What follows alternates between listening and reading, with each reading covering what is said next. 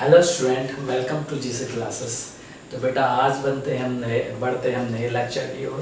ठीक है, last class में हमने थर्ड क्वेश्चन तक सॉल्व कर लिया था 1.2, क्लास 9 का 1.2 और थर्ड क्वेश्चन तक हमने सॉल्व किया था।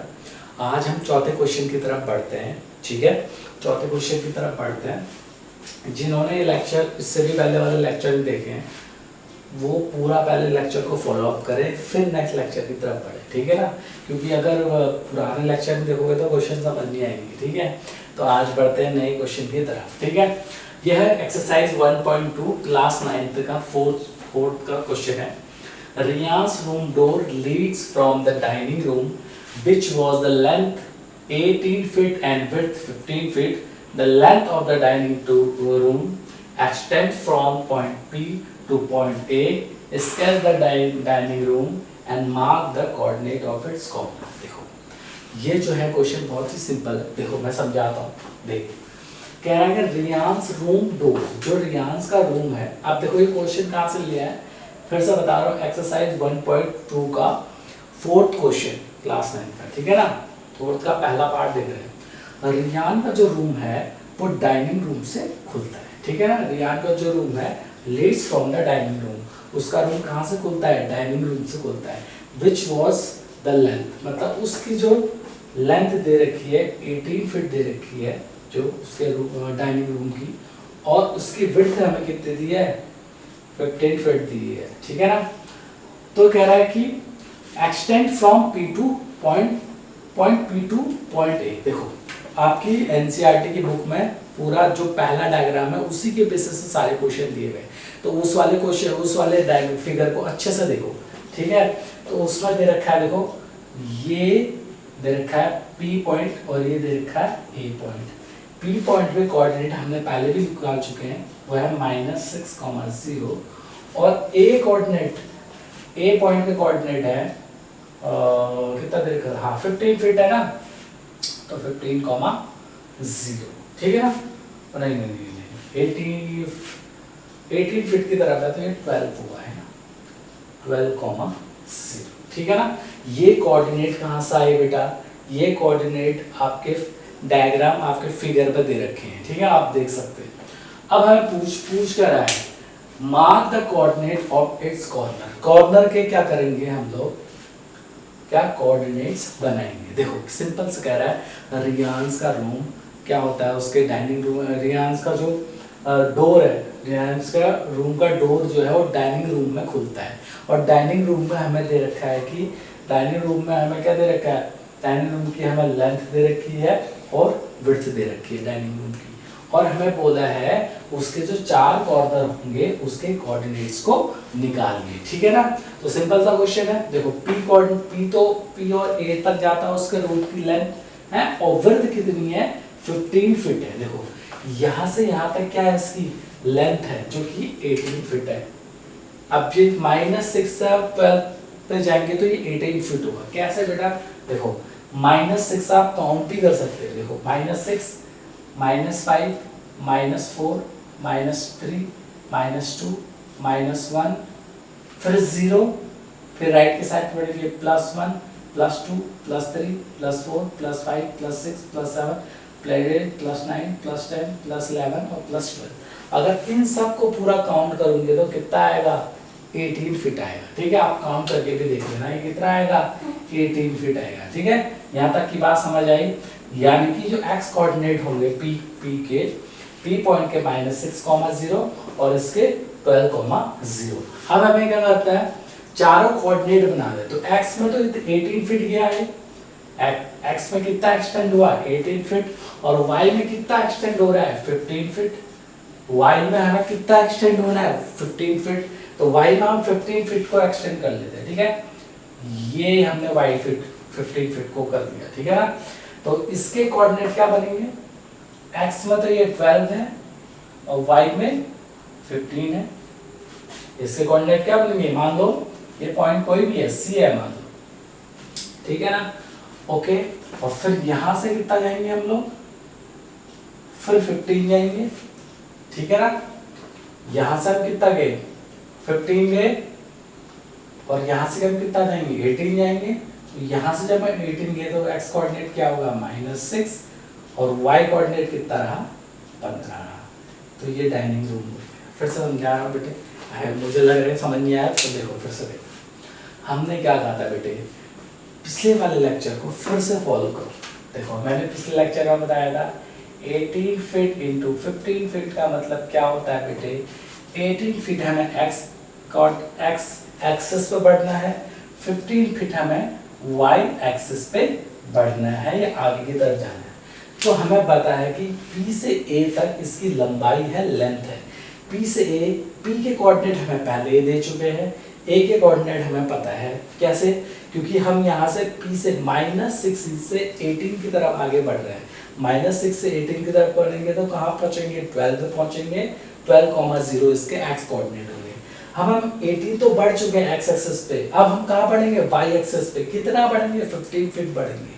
तो 15 फीट हमें जब ऊपर को बढ़े तो इसका मतलब है जो इसका x कोऑर्डिनेट होगा वो तो 12 रहा और y कोऑर्डिनेट कितना होगा 15 बढ़े, क्योंकि हम कितना बढ़ रहे हैं 15 बढ़ रहे हैं। तो x कोऑर्डिनेट क्या होगा इसका 12 और इसका y कोऑर्डिनेट। फिर हमें 15 बढ़ने के बाद फिर किस तरह वापस से क्या करना है 18। ये तो करना है हमें, क्या करना पहले 18 फिर 15 फिर वापस से 18, ठीक है ना। तो x कोऑर्डिनेट फिर लेफ्ट की तरफ जाएंगे 18, तो लेफ्ट की तरफ जब 18 जाएंगे तो कहाँ पहुंच जाएंगे -6 पे आप पहुंच जाएंगे और y कोऑर्डिनेट तो चेंज होगा नहीं, तो y कोऑर्डिनेट कितना रहेगा 15 रहेगा। तो इसके चार कोऑर्डिनेट जो निकल के आए -6, 0, 12, 12, 15 और -6, 15, ठीक है। आई होप आपको समझ आए। तो इसका जो पहला पार्ट है वो हमने सॉल्व कर लिया। आप इसको उतार लीजिए, ठीक है। अब मैं इसको मिटाने जा रहा हूँ, ठीक है। दूसरा पार्ट देखेंगे हम लोग। ओके,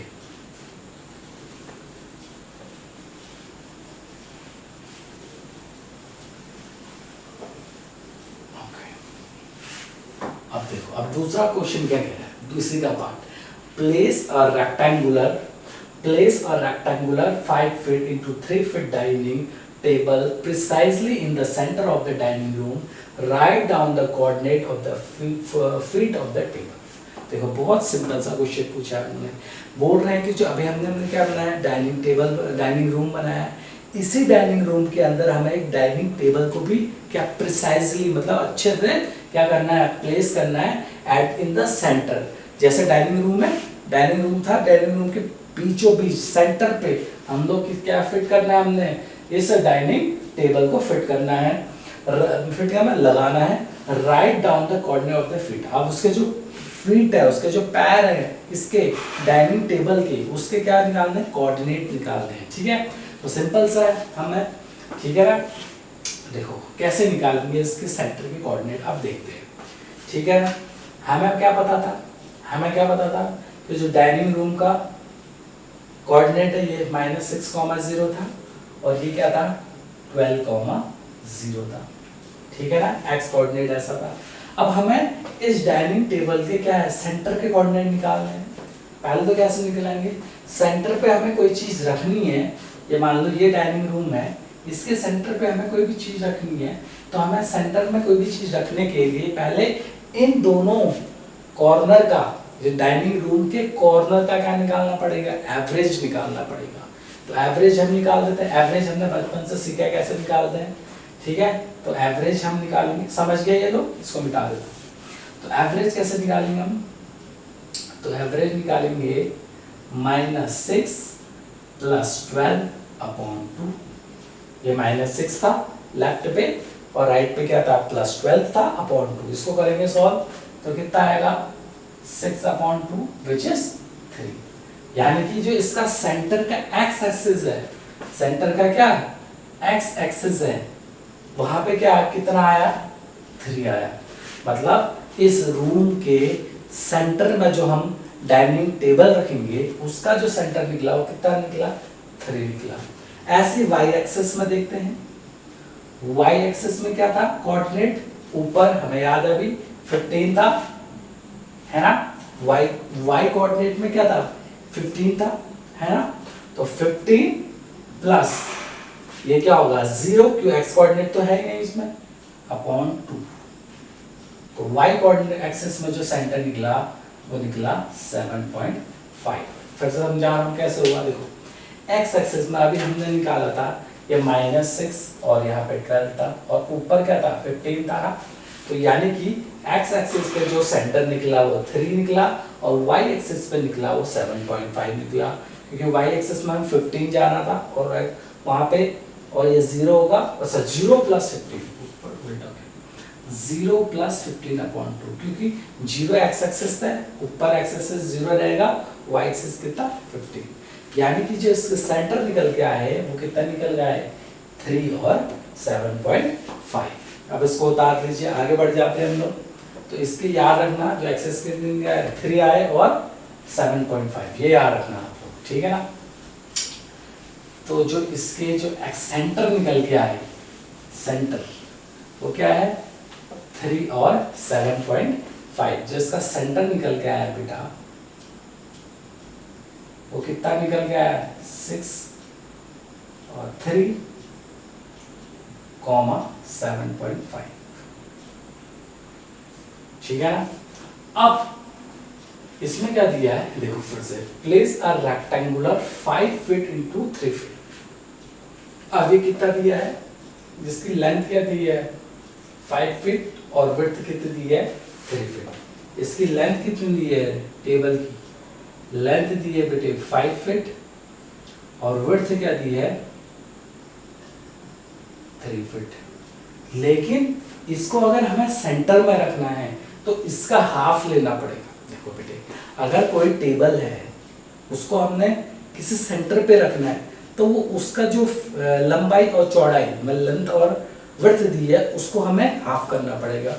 यानी जो 5 था उसको हम 5/2 करेंगे तो ये आएगा 2.5 और 3 को भी हम देख रहे थे इसकी लेंथ, तो इसका सेंटर कितना था 3 था और x एक्सिस पे 3 था और y एक्सिस पे 7.5 था, ठीक है ना। यानी कि इसका हम देख लेते हैं एक बार फिर से, ठीक है ना।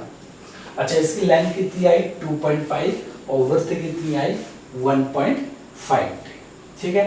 अब इसको स्टेप से करना पड़ेगा। सबसे पहले हम लोग इसका, अब इसके हमें क्या बनाने हैं कोऑर्डिनेट्स बताने हैं, चारों कोऑर्डिनेट्स बताने हैं, ठीक है ना। चारों कोऑर्डिनेट्स कैसे बनाएंगे, मान लो ये सेंटर पे x एक्सिस पे 3 है और y एक्सिस पे कितना है 7.5 है, ठीक है। ये इसका सेंटर है बेटे, सेंटर में। अब सबसे पहले हम यहाँ पे देखेंगे टॉप बॉटम में जाएंगे। पहले सबसे पहले टॉप बॉटम के हम क्या निकालेंगे कोऑर्डिनेट निकालेंगे, ठीक है ना। कोऑर्डिनेट निकालेंगे, अगर सेंटर है टॉप बॉटम के अब सब निकालेंगे हम, टॉप बॉटम के निकालेंगे तो इसमें राइट की तरफ हम जब जाएंगे,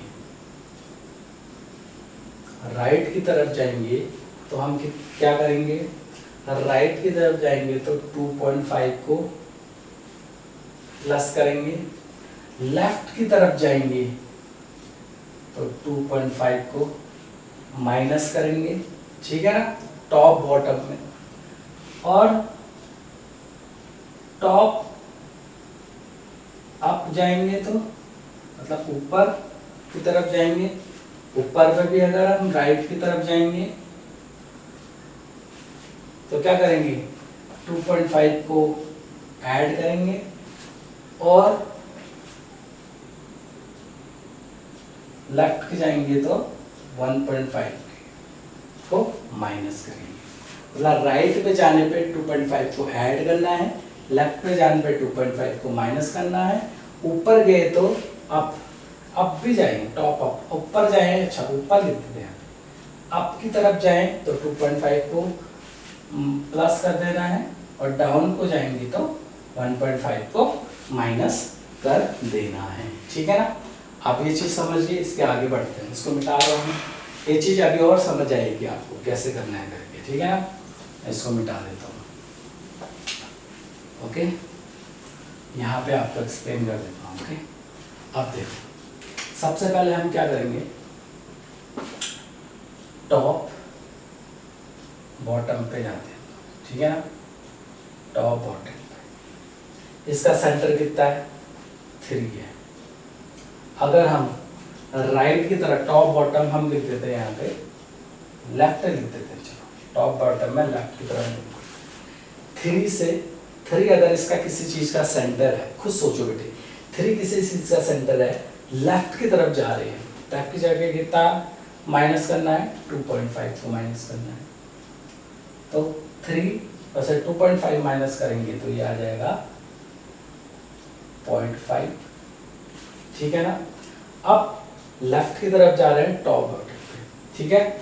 ऐसे वाई एक्सिस में 7.5 है बेटा ये, है ना, और लेफ्ट की तरफ जा रहे हैं विड्थ की, तो ये माइनस कर देंगे 1.5 को, तो 7.5 से 1.5 माइनस कर लो,